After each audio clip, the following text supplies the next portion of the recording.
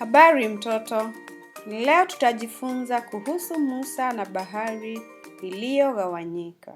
Hapo zamani, Waisraeli walikuwa wakiondoka Misri baada ya kuwa watumwa kwa miaka mingi. Walitembea mbali sana, lakini Farao na askari wake waliwafuata kwa hasira. Walipofika kando ya bahari ya Shamu, waliogopa. Tutafanyaje sasa? Maji yako mbele na askari wako nyuma. Lakini Musa aliwaambia, msiogope, Mungu atatupigania. Kisha Musa akaunyosha fimbo yake juu ya bahari.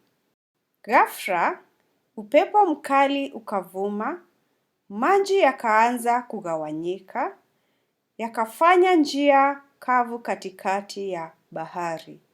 Waisraeli walipita katikati, ukuta wa maji ukiwa kushoto na kulia.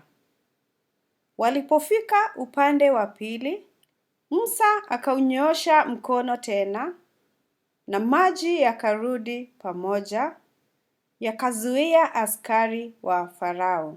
Wamisri walipokuja kuwafuatilia, maji yakarudi pamoja kwa nguvu, yakawakumba askari wa Farao, wote wakazama majini.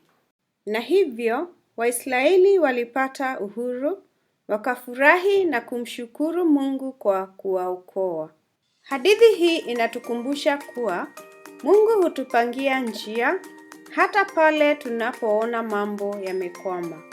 Tunajifunza kuwa tusikate tamaa kwa sababu msaada unaweza kuja kwa njia tusiyotarajia. Tuonane kwenye hadithi inayofuata. Kwaheri.